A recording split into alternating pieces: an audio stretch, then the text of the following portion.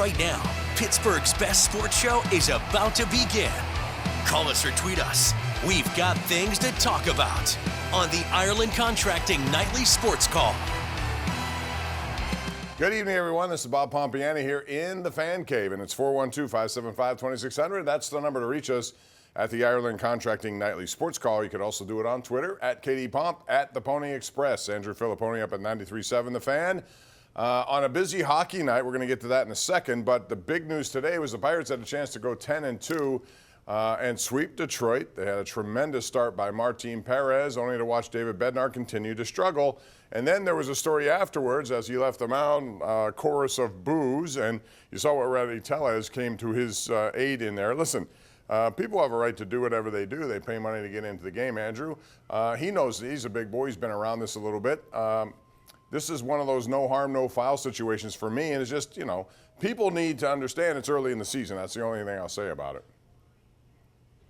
I'm not a fan of booing a guy who's self-made from Pittsburgh, who's already been to 2 All-Star games, is very involved in the community, is a stand-up guy, a great person, and he's off to a rough start in part because he had a lat strain that bothered him in spring training, and it was not a packed house. There were 10,000 fans there. Who knows how many actually booed?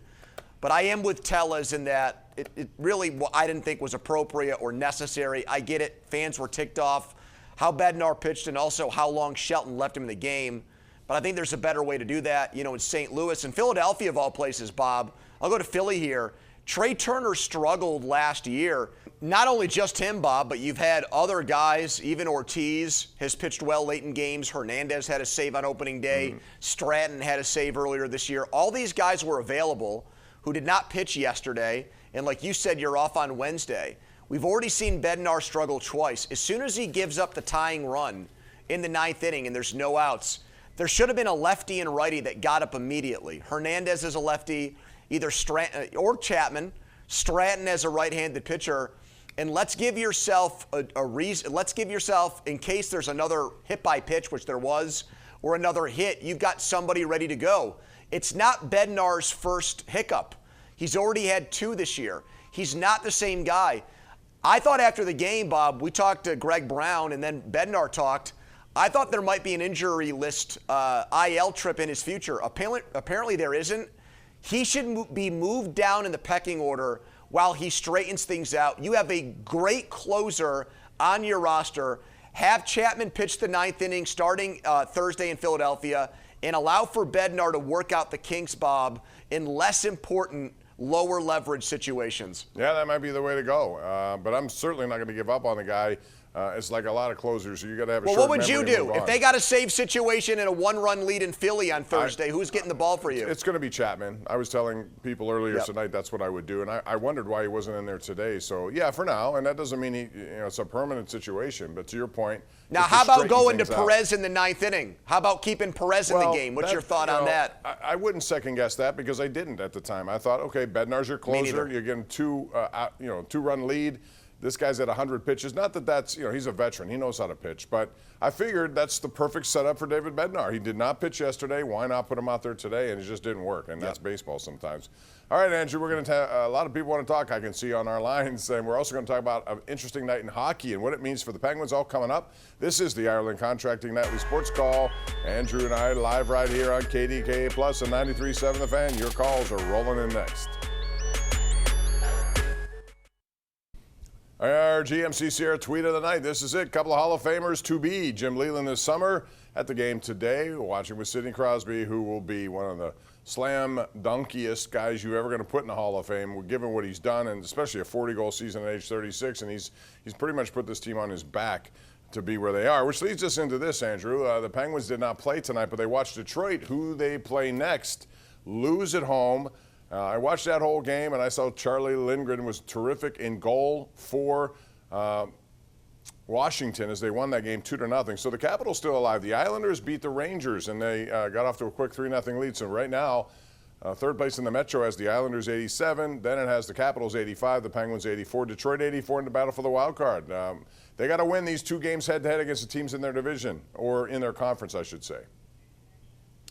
Yeah, I don't feel as good about that third spot in the Metro. I factored in a loss to the Rangers in this first of 2 games against the Rangers for the Islanders tonight and doing the math to get the playoff spot, that 3rd spot. That's an upset win for them at home against a team that's trying to run down the President's Trophy.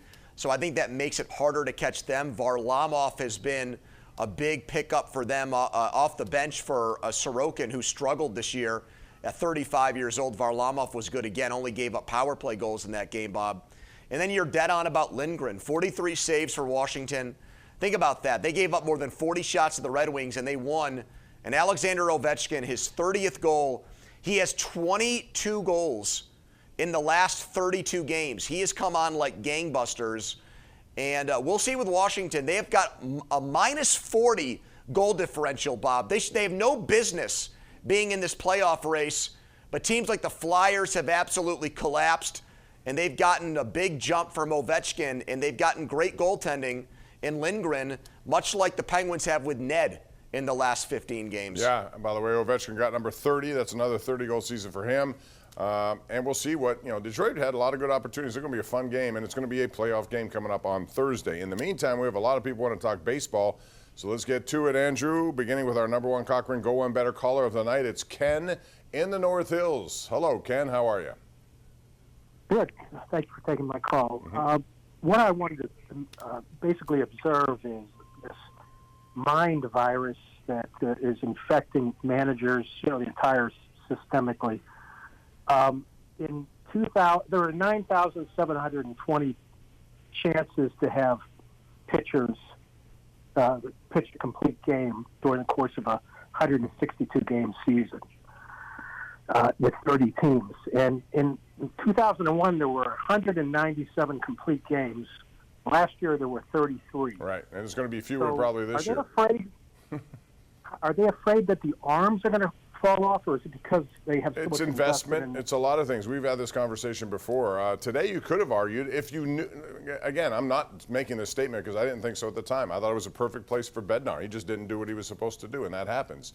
But Perez could have, based on how he was mowing people down, Andrew, he could have gone out there. There's no question. But again, I won't second guess that. It's not just the arm thing, which is a problem because of all the injuries, although these guys are pitching less and they're still getting injured. They're getting injured more, as a matter of fact, as the innings and the pitch count obsession grows.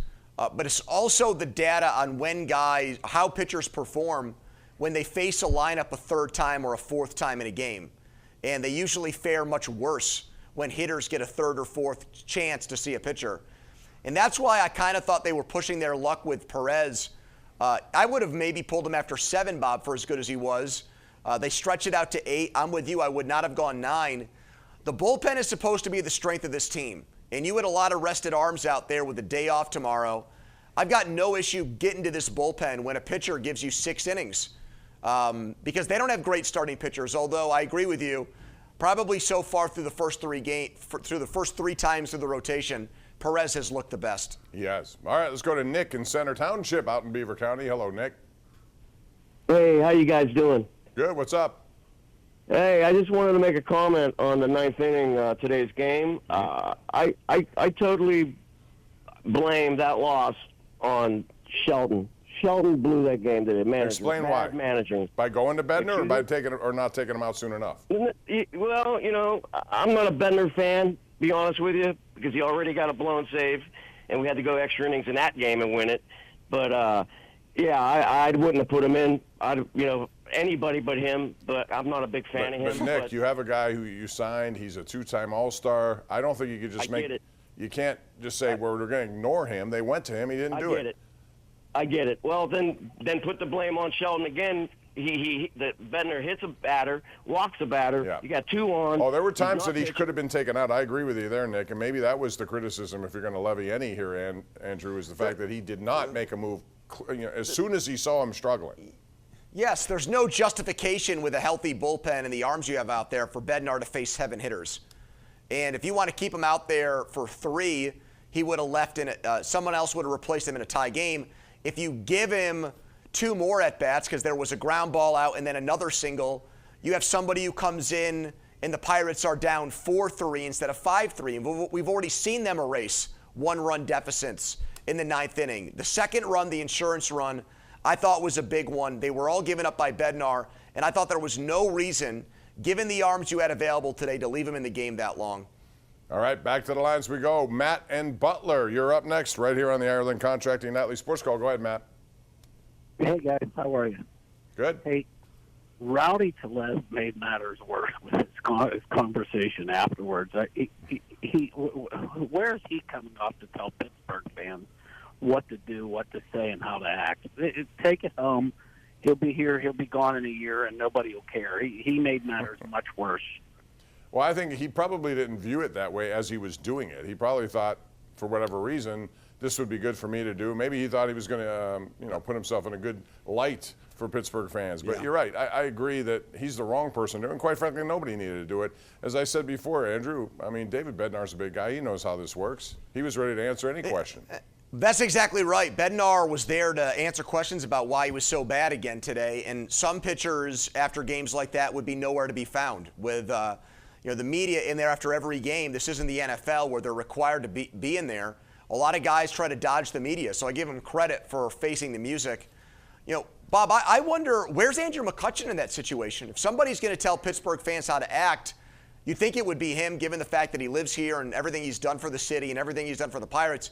He was nowhere to be found. He's been conspicuously quiet on a lot of different fronts to begin the year. It almost makes me wonder, Bob, with the way Olivares has started and the way Connor Joe has played as well, has Andrew McCutchen turned into a bench player with the Pirates this year? I'm not even saying DH. Like, the other guys that fill his shoes or play his position are off to better starts than him. Yeah.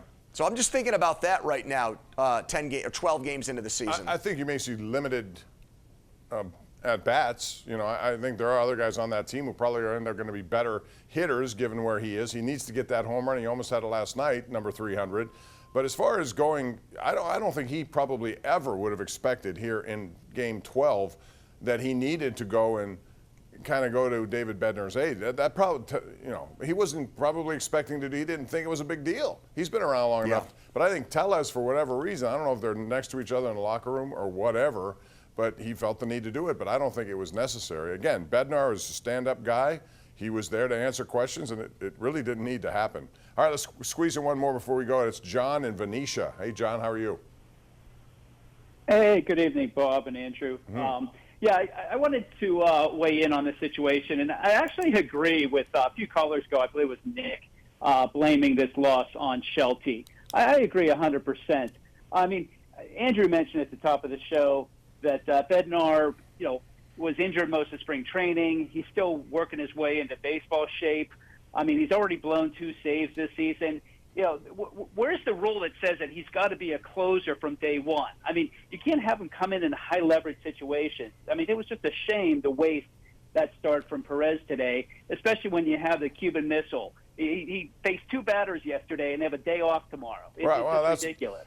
Listen, I understand that. I'd like to know why Chapman wasn't available. But also, I think it's 12 games. I think you have to understand this guy had over 40, almost 50 saves here.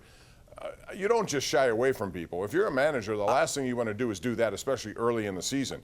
You may tweak the way you handle him now, as Andrew proposed, but as far as you can't just say, oh, no, you've had 2 blown saves, shame on you, you're never going to get another chance. I agree with that, Bob, but I think what the caller's trying to say is they knew that he was less than 100% when the season started, and we have evidence of that because in the first game, he didn't get the save situation. They put Hernandez out there, even though Bednar was available, and then afterwards they said he wasn't ready. So we know that they came into the season thinking he was less than 100%, and he hasn't pitched well the times he's been called upon.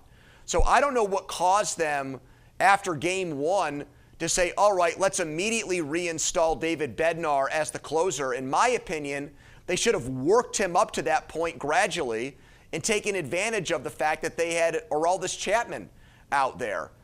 I was with you. I thought he was safe with a 2-run lead. Clearly he was not.